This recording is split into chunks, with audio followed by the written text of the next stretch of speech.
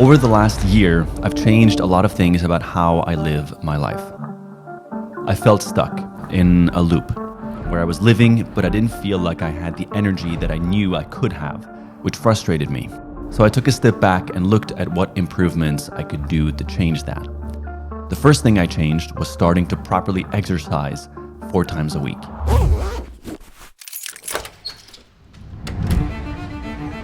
I decided to take a no excuse policy, which is very difficult because I have so many excuses. I travel almost constantly, I'm often tired, jet lagged, or filming literally all day from sunrise to late into the evening. So naturally, on heavy filming days, I end up having to skip. If filming goes on for days, however, I'll at least try to do 20-30 minutes of push-ups and light workout at some point in the day. At the beginning, I felt like I had to convince myself to go every single time. It was a drag. I didn't really know what I was doing, oftentimes arriving at the gym not really knowing what equipment was for what body part, and I was a bit embarrassed. But after a while, it was starting to feel like second nature, to the point that now I feel weird when I don't work out. I feel more grumpy, more antsy, more distracted, and less positive. It's been a really weird shift, where I think what's happened is that I've realized how great I can feel when I put in some effort. And so now, if I ever go a few days without exercise, I start to feel it. The slight dread of existence comes back. I start scrolling more on my phone, procrastinate more, and overall feel more lethargic. I really feel that this constant awareness of the darkness that is happening in the world has cornered us. It's at least cornered me into feeling like I have no other choice but to take care of myself. And there's a reason why I actually started with exercise. According to The Power of Habit by Charles Duhigg, exercise is what he calls a keystone habit, where essentially once you start, other positive actions often follow. In fact, those who start with dieting, for example, fail most of the time, whereas starting with exercise will often lead you to eventually start caring about what you eat, creating a form of domino effect, which it completely did for me. Following exercise, I then started to first take things out of my diet, avoiding as much as I can seed oils, processed foods, and processed sugars. Now, I am actually far from perfect, and I actually don't even strive to be, because I think that if you are pushing yourself for perfection, it consumes so much energy that eventually you break, and then it feels like everything is ruined and you're just giving up entirely. In fact, I ate chips last week, I ate candy last night, but I strive for most of the time at least to eat healthy snacks like fruits if I'm really craving sugar, and nuts or things that will actually fill me up. Once in a while, because I love candy, I allow myself to eat some, but I just make sure that I don't do it at an unreasonable amount, especially on days where I haven't exercised. My breakfast started looking like this. I continued meditating, I signed up for therapy, I journal from time to time, and I even delete Instagram often for days at a time when I feel that I too easily fall into the doom scrolling habit. I feel with some margin where I allow myself to snack, have some wine from time to time, or some occasional babushka vodka, that I've been making some pretty solid progress about living a healthier lifestyle. There is one giant black box in my health journey, however, a side of me that I've felt very unsure about and been grappling with for years now. It's my sleep. I don't know what happened, to be honest. Up until the age of about 26, I felt like I could sleep anywhere, at any time, for however long. But as I passed the age of 30, I feel like my sleep stopped being what it used to be. I get up at night now to go to the bathroom. I feel like I end up twisting and turning sometimes because I overheat really easily, and sometimes I wake up feeling like my body wanted more rest than I got. Ironically, I haven't really felt like I've had the energy to look into this. I know there are so many books and podcasts about sleep. I just haven't yet opened that door until today. Sleep, I would argue, is the single most effective thing that you can do to reset your brain and body health. If I were to take you, the individual, and deprive you of exercise for a day, deprive you of food for a day, deprive you of water, and I were to map your brain and body impairments, it's not even a competition. Now, a video about sleep on a channel called Discomfort might sound very counterintuitive, especially that sleep is the ultimate place for comfort. But one of the main lessons that I've learned from 9 years of actively seeking discomfort is that without proper recovery time, it all goes to waste. Without recovery, resting, and reflecting, nothing gets stored as actually learned lessons. It just slips by, like any other experience, and can quickly just become a routine and another mechanical thing we're doing with our day. I feel that properly slowing down so that I can have the energy and insight to seek discomfort intentionally has been one of the greatest lessons that I've had later in life. And what I realized is that the feeling of things happening fast partially has to do with me. It has to do with what I do in between to process what I just experienced. If I still have strong emotions towards an experience that just happened and I'm already in a new one, how on earth am I supposed to be present for it? And that's where my more intentional approach towards life and towards recovery has come in. And in my view, makes perfect sense in the context of seeking discomfort, serving as the fuel and the energy to do it in the first place. Which brings me here, where my goal this week is to learn as much as possible about sleep, and then share with you some of the best knowledge that I gathered from the hours of podcasts that I'm about to consume, and then experiment with some tools that may help me optimize and give me the sleep that I seek.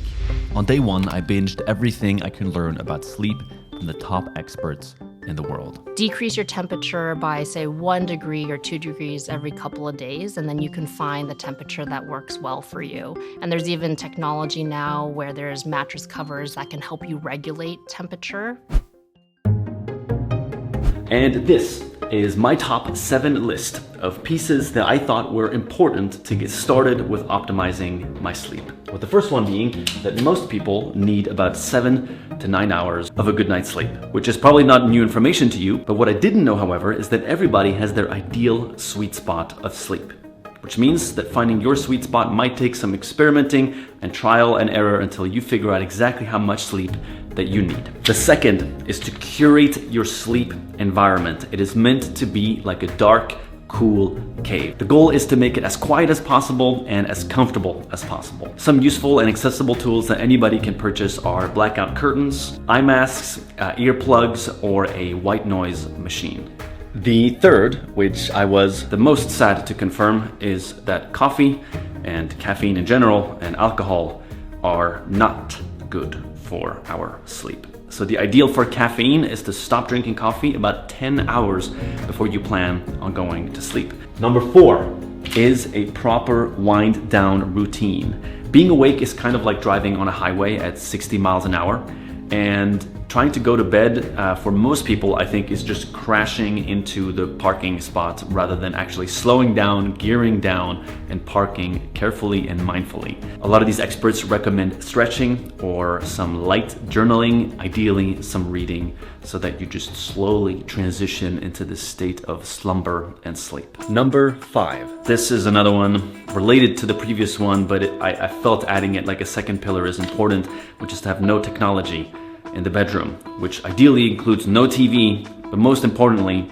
no phone. We are approaching the final elements of this list, and one that I am definitely probably the weakest at out of all of these is regularity, which means trying to stick to a relative schedule within a plus or minus of 30 minutes. This means trying to go to bed at the same time and trying to wake up at the same time.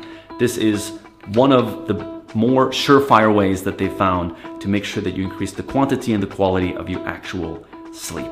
Now, last but not least, is temperature. We need to drop our body temperature by about 2 to 3 degrees Fahrenheit to fall asleep and to stay asleep. Now, some of you may have air conditioning or be satisfied with just an open window, but that has unfortunately not worked for me. Okay, finished with this class, now cut to future Thomas. A few weeks ago, Amar texted me and asked me if I wanted one of these. Huh? Now, at first, I wasn't too sure because I love my mattress. I spent a lot of money on it and I did not want a new mattress. But it turns out this is a mattress topper that somehow regulates your temperature. I wasn't sure if I would need such a thing until the heat wave hit in Paris. There's like nobody out on the street right now. It is so hot. I can't remember the last time Paris was this hot. Just being outside is unbearable, and there is basically no air conditioning in the city. Paris wants to preserve the way that the buildings look like on the outside, so it's basically just boiling everywhere. You see, I have this big problem with my sleep. As you can see, my actual blanket is right there on the side, and I'm just only sleeping with my sheet. I also have this fan pointing at me while I sleep. My window's open. I overheat. In hotels, I end up pulling the blanket out of the sheet and only sleeping with the sheet like I do here, because otherwise I just overheat unless the room is freezing cold. So here I am at the bottom of this sleep mountain that I feel like a younger version of me used to sprint up, but now just making it to the first rest stop feels like a challenge. And well, for the next 72 hours, I'm going to attempt to apply every sleep optimization advice that I can find. Now, I'm going to install one of the main tools that I'll be using for this experiment, which is actually today's sponsor, 8 Sleep. And I think you're gonna wanna hear about this one. As I've gone down my health and more specifically sleep journey, there are 2 names that have stood out. Andrew Huberman, head of the Stanford Research Lab and the world's biggest health podcast, and of course, Matthew Walker, the world's #1 sleep expert. And both of them are on the scientific advisory board of this company. Pretty good start. 8 Sleep is a sleep technology called the Pod, which can be added to your existing mattress like a fitted sheet. It is designed to solve my biggest issue with sleep, running super hot. As your temperature is dropping, that correlates with generally with the most sleepy phase of your circadian cycle. So cool is better for falling and staying asleep and sleeping deeply. The way it works is that 8 Sleep automatically cools down or warms up each side of your bed to improve the quality of your sleep. They've now been clinically validated to increase total sleep time by up to an hour every night and can heat or cool down each side of the bed differently if you and your partner have different needs. Their app also tracks the quality of your sleep using sensors existing within the pod itself and have been shown to be as accurate, if not more, than any of the health rings currently on the market. As you may have seen now in one of our previous videos, that every bed at the Yes House is now fitted with a brand new Pod 4, which is considerably more comfortable and quiet, but more importantly, has twice the cooling power than previous models. There's some pretty impressive scientists and athletes who endorse and use 8 Sleep pods, so we hope you'll check them out and give the pod a try if you're ready to invest in the thing that we all spend a third of our lives doing, but rarely think about how we can be better at it. So if you are interested, head to 8sleep.com/seek and use code SEEK to get $200 off the Pod 4 and $350 off the Pod 4 Ultra. So in this journey of trying to optimize my sleep, I guess I'm gonna give this a shot and see if, as a tool, additionally to all of the habit changes that I will be needing to make to optimize my sleep, if this actually helps. And if it does, I am going to be thrilled. So join me right now in setting this up, and I will be spending my first night tonight using it. Okay, let's get this process started.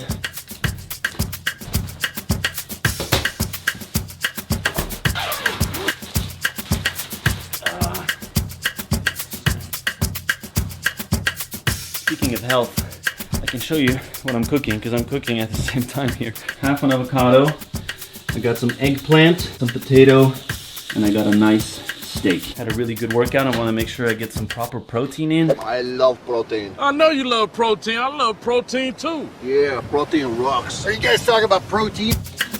Wow. Will not even be seen. I filled the water tank. Okay. Pretty sure it's all done. So not that much of a process. It's just really hot in Paris. All right. I am ready.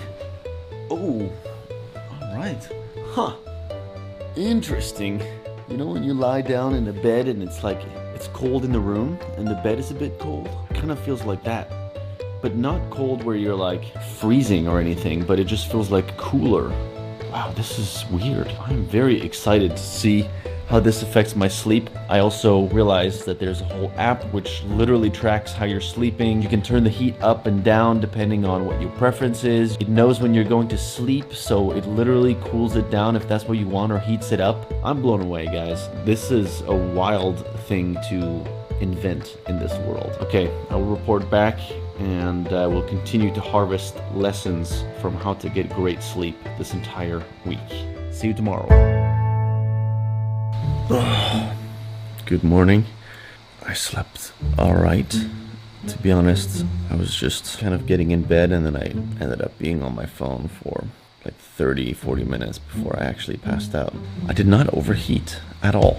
And as an alarm, it like buzzes and heats up the mattress to like wake you up, which meant that I need to have my phone in my bedroom actually. Curious to see what the app says my sleep stats were. Alright, so let's check it out. I've never had any kind of data on my sleep, so I have no clue.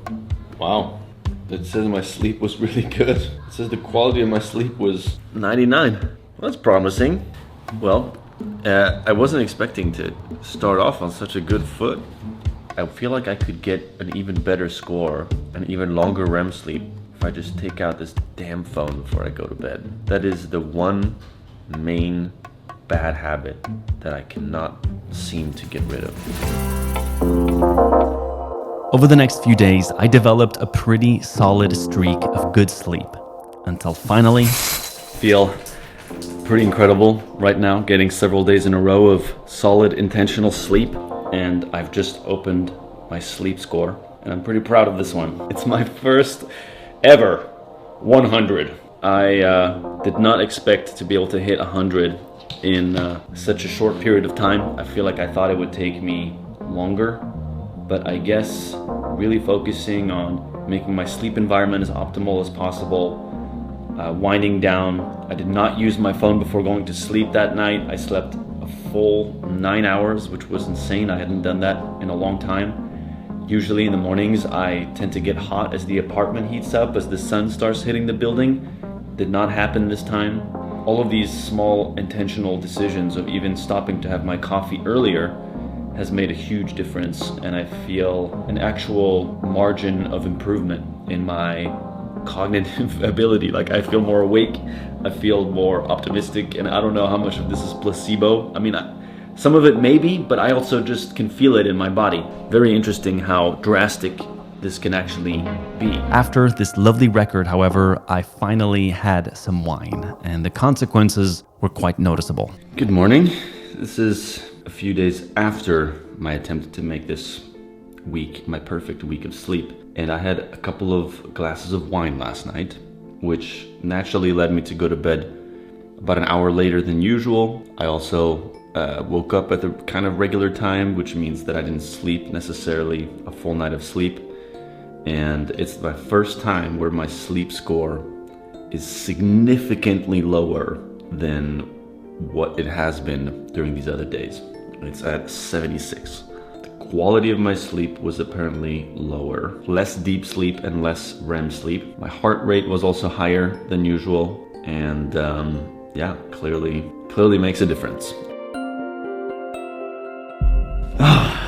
Wow, it has been a very interesting week, and I gotta say, it's been very fun looking into how I can optimize this sleep and recovery part of my health journey. I know that from this point on, I will forever be more intentional about this part of my life. That being said, I am somebody who does enjoy balance, and although I will seek to optimize this to the best of my ability, I'm also deciding to continue drinking coffee. If I do decide to drink wine, also doing it a bit earlier in the day so that it's not so much in my system right before going to sleep, and ultimately seek to optimize my sleep environment and my wind down routine as often as I possibly can. Overall, I feel very grateful for this experience and hope that all of you who either may be struggling with sleep learn something from this, or who may not have realized its importance are now going to prioritize it and look for these simple tools, hacks, methods that you can implement in your life to optimize it. If you are like me and somebody who does overheat, I know that this video is sponsored, but I could not recommend the 8 Sleep more. I don't feel that I have slept this deeply and this efficiently and within 8-hour windows as I have with this incredible tool alongside me. If you can, it is a worthwhile investment. Otherwise, I do hope that any of the other advice that has come through in this story will help. I'm going to link in the description the best podcasts that I listen to about sleep. There is so much more to learn. So I hope that this may mark a start in your journey of prioritizing rest and understanding its importance for your mental and physical health. Speaking of mental and physical health, we are starting a 3-week break off of YouTube and off of social media. So I guess I will be seeing you in September. I hope you have a lovely summer, and I'll see you in about a month. Either way, I'm happy to be here, and I'm happy that you are here. Okay, I'll see you soon.